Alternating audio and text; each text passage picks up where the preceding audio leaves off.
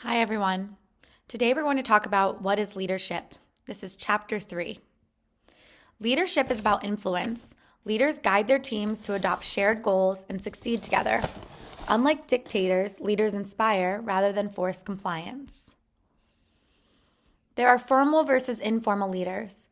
Formal leaders hold positions of authority and use their power to influence, like CEOs. Informal leaders, on the other hand, lead through personal power and respect without a formal title. Leadership's importance. From business to sports, leaders are often seen as the key to success or failure. This belief, sometimes called the romance of leadership, highlights the critical role leadership plays in achieving goals. One example of this can be seen with John Arroyo's story that shows the importance of earning trust and respect. He's from the Springfield Sea Lions. By walking in his team's shoes and creating opportunities to recognize their contributions, he built morale and improved performance. His approach demonstrates how effective leadership fosters loyalty and collaboration. So to go over the different types of leaders, there are formal leaders, as I mentioned, informal leaders, and both types can significantly impact an organization. Can you think of examples of each type from your own experiences? The nature of leadership. Leadership has many definitions, each highlighting a unique perspective. It may be defined as guiding actions, fostering vision, or influencing others toward shared goals. Effective leaders blend these elements to inspire and drive progress. Let's define leadership. Some researchers define leadership as specific behaviors, like organizing tasks and setting structure. Others view leadership as a social process where influence fosters mutual goal achievement. Both approaches emphasize the leader's role in aligning team energy and actions. Group maintenance versus task needs. Effective leaders address two main areas: group maintenance, ensuring team cohesion, shared norms, and strong relationships, and task needs, ensuring progress towards goals. A successful leader balances both. One example of this can be seen with Joe Maddon. Joe Maddon exemplifies leadership. As a Chicago Cubs manager, he fostered positivity and productivity, showing how leaders can keep a team motivated while staying focused on goals.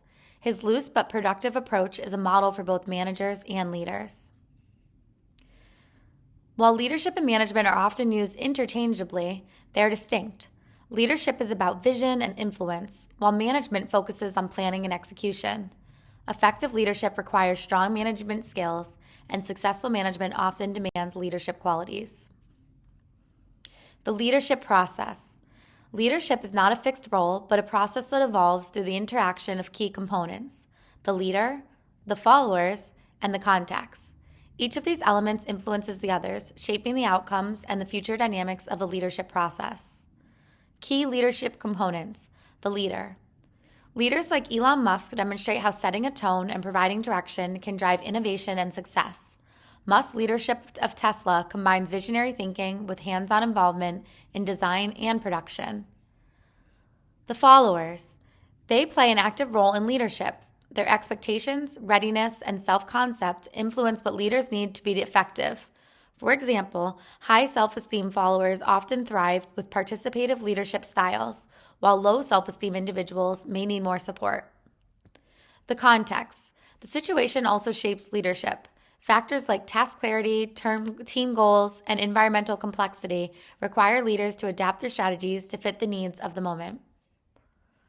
One example of this can be seen with leadership in startups. Startups demand unique membership traits. Catherine Minshew's initial struggles with PYP illustrate the challenges of leadership mismatches, but her success with the Daily Muse highlights the importance of aligning leadership roles with personality and strengths. Leaders in startups must be communicative, adaptable, and willing to make tough decisions. So what's the takeaway from this? Leadership is a dynamic and adaptable process requiring the right match between the leader, followers, and context. Whether it's managing a large company like Tesla or leading a startup, successful leadership involves continuous learning and adaptation. So the leader takes charge and guides activities of others, sets the tone for the group, provides what's needed for task and maintenance needs. And what qualities do you think are essential for a good leader? That's just something to think about. The follower. This is not a passive player in the leadership process. It defines needs leaders must fulfill. Readiness and personality affect leadership style effectiveness. Think about how followers contribute to effective leadership. The context. This is a situation surrounding the leaders and followers. It includes task structure, goal clarity, and environmental factors. Different contexts demand different leadership approaches. Paths to leadership. Designated leaders. They are appointed by the organization. Emergent leaders. They arise from group dynamics. Both can be effective in different situations. What factors do you think might contribute to someone emerging as a leader? Leadership dynamics and influence. Leadership is about influence, motivating and guiding others towards shared goals. Whether formally assigned or informally recognized, effective leaders connect with their teams and adapt their style to fit the group's needs and the situation. Leadership types. Formal leaders. Examples include CEOs like Jack Welch at General Electric. These leaders hold appointed positions of authority. Informal leaders. On the other hand, informal leaders influence their peers without an official role. Think of an experienced team member who naturally commands respect and inspires others. Paths to leadership. Designated leaders. Leadership roles can be assigned, such as through ROTC programs or appointments. Emergent leaders. These leaders rise organically using their expertise and the group's trust. For example, leadership often shifts depending on the challenges a team faces. Jeff Bezos, founder of Amazon, symbolically brought an empty chair to meetings to remind his team of the customer's voice. Later, he formalized this role with customer experience bar raisers, showing how leadership can influence group priorities. Sources of leader power. Leadership is about influence, and power determines how leaders inspire and guide others. French and Raven's typology categorizes power into 5 main types. First, reward power. This involves motivating through rewards like recognition, promotions, or monetary incentives. Second is coercive power. This is the ability to punish that can enforce compliance, but it often alienates followers and breeds dissatisfaction. Third is referent power. This is leaders with charisma or rapport that create deep loyalty and motivation within their teams. Fourth is expert power. Knowledge is power. Leaders who are seen as experts are highly respected and influential. And last is legitimate power. This stems from an official title or role, such as CEO or department head. So how to effectively use this power? Leaders who prioritize referent and expert power are more likely to foster commitment and satisfaction among their teams, unlike coercive power, which often backfires. Leadership theories. Leadership approaches depend on the leader's belief about human nature and team dynamics. McGregor's Theory X assumes employees need supervision, while Theory Y focuses on empowering and trusting employees to excel independently. Leadership continuum. The Tannenbaum and Schmidt continuum highlights a range of leadership styles, from autocratic, where leaders dictate tasks, to free rein, where employees have full decision-making authority. And directive versus permissive styles. Directive autocratic. A directive autocrat is perfect for situations requiring quick decisions, like emergency response, where time and expertise are critical. Permissive democrat. This encourages collaboration and participation, seen in organizations like Amazon or Johnsonville Foods. Effective leadership involves choosing the right approach for the context, balancing control with empowerment to inspire and motivate teams. Trait approaches to leadership focus on identifying personal attributes that distinguish leaders from non-leaders. This research has shown that traits like drive, self-confidence, and honesty play a crucial role in leadership success. Core leadership traits. Successful leaders exhibit high levels of drive, ambition, persistence, and initiative. Leadership motivation is another key trait. Leaders have a strong desire to guide others and make an impact. Honesty and integrity are non-negotiable. A commitment to ethical behavior builds trust. Cognitive ability and emotional intelligence are crucial for effective decision-making and relationship building. While traits are important, leadership success often depends on the context and the ability to develop and apply these traits effectively. Traits in action. Extroverts like Steve Ballmer thrive in leadership roles due to their energy and sociability. Meanwhile, introverted leaders like Jim Buckmaster from Craigslist can also succeed by leveraging their unique strengths. Traits such as conscientiousness, being organized and dependable, and openness to experience, which fosters creativity, are common among effective leaders. Importance of self-esteem. Self-esteem supports self-confidence, which followers often admire in leaders. It helps leaders remain composed and assertive during challenging times. Limitations of the trait approach. Traits alone are not sufficient. The context, such as organizational culture or task demands, plays a significant role in determining which traits are effective. Leadership traits can be developed through experience and effort, underscoring the importance of learning and adaptability. Conscientiousness, because leaders high in this are dependable, organized, and responsible, is one of the most important aspects of the Big Five personality traits. They are goal-oriented, have good attention to detail to solve problems, and are trustworthy because they follow through on their commitments.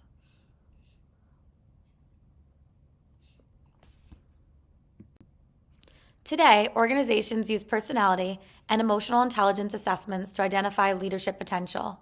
For example, EQ evaluations can reveal someone's ability to handle emotions and build relationships. Key takeaways. Effective leadership requires a blend of innate traits, like self-confidence and learned skills, such as strategic thinking. Not all traits are universally effective. Context matters, and leaders must adapt their approaches to the situation. By understanding these principles, organizations can nurture leaders who are well-suited to their unique challenges. Behavioral approaches to leadership. Behavioral approaches to leadership emerged as researchers sought to understand not just who leaders are, but what they are. The focus shifted to observable behaviors and their impact on team outcomes. Leader behaviors. Two broad categories of behaviors were identified. Task-oriented behaviors, which focus on structuring work and achieving goals, and people-oriented behaviors, which emphasize respect and employee well-being. Research shows that task-oriented behaviors are linked to higher productivity, while people-oriented behaviors foster greater employee satisfaction. Decision-making styles. Leadership decision-making styles also vary. Authoritarian leaders decide without input, which can be effective in urgent situations, but may alienate employees over time. Democratic leaders, like Google's Larry Page and Sergey Brin, encourage participation, leading to higher employee satisfaction. Laissez-faire leaders, on the other hand, often struggle with ambiguity and conflict due to minimal guidance. The limitations of these, like trait approaches, behavioral approaches face limitations that include neglecting context, meaning what works in one environment might fail in another. For example, what makes a school principal effective might differ significantly from the behaviors needed in a corporate or military setting. Understanding both task and people-oriented behaviors, as well as adapting decision-making styles to fit the situation, is critical for effective leadership. This research paved the way for contingency theories of leadership, which we'll explore next. Leadership decision-making styles. Leadership decision-making styles play a critical role in influencing team dynamics and outcomes. Let's explore these styles a little more and when they are most effective. For the authoritarian style, the leader makes decisions independently without involving employees. It works best in urgent situations where quick decisions are necessary. Low-skilled teams where the leader's guidance is essential, or highly structured environments like the military or emergency response teams. An example of this can be seen as a hospital ER doctor deciding on immediate treatment protocols without waiting for input. Democratic style. Here, employees are involved in decision-making. This style promotes team collaboration and higher employee satisfaction, better decision quality when team expertise is valued, greater ownership of decisions. It works well when time allows for discussion and when teams are skilled and motivated. An example of this can be seen with tech companies like Google that use this style for innovation and brainstorming sessions. Lastly, there's laissez-faire style. This style involves minimal leader involvement, giving full autonomy to employees. It works best when teams are highly skilled, self-motivated, and experienced. Creativity and independence are needed. Caution: it may lead to ambiguity and conflicts if team members lack direction. An example of this can be seen in a group of senior researchers working independently on a project. While each style has its strengths, the effectiveness depends on the situation, team experience, and goals. A flexible leader adapts their style to the needs of the context. By now, we've seen that leadership is not one size fits all. The contingency approach highlights that effective leadership depends on the situation. Let's explore the key theories that explain how leaders adapt to different conditions. Instead of asking what's the best leadership style, we should ask what style works best under specific conditions. This approach considers the leaders, followers, and context. Frederick Fiedler introduced the least preferred coworker scale to determine leadership style. In this test, you learn that a low LPC score means leaders are task-oriented and focused on getting things done, whereas a high LPC leader are people that are oriented and focused on relationships. Fiedler identifies 3 factors that determine whether a situation is favorable or unfavorable. So first, leader-subordinate relations. Do employees respect and trust the leader? Second, position power. Does the leader have formal authority? Third, task structure. Is the work clear or ambiguous? Example, in a crisis, which is an unfavorable situation, a task-oriented leader may thrive because tasks must be completed efficiently. In a moderate environment, a people-oriented leader may excel because of the need to maintain relationships. Hersey and Blanchard argue, in situational leadership theory, that leaders must adapt their style based on the competence and commitment of employees. There are 4 styles. Directing, high direction, low support. This is best for inexperienced employees. Coaching, high direction, high support. This is useful for motivated but less skilled workers. Supporting, low direction, high support. Ideal for competent yet inconsistent employees. And delegating, low direction, low support. Effective for highly skilled and motivated employees. This theory is easy to understand and use but lacks strong empirical support. Nevertheless, it helps leaders align their behaviors to their team's developmental level. Path-goal theory. House's path-goal theory connects leadership to employee motivation based on expectancy theory. Leaders remove roadblocks and ensure effort leads to rewards. They use directive leadership when roles are unclear. They use supportive leadership when employees face stress or boring tasks.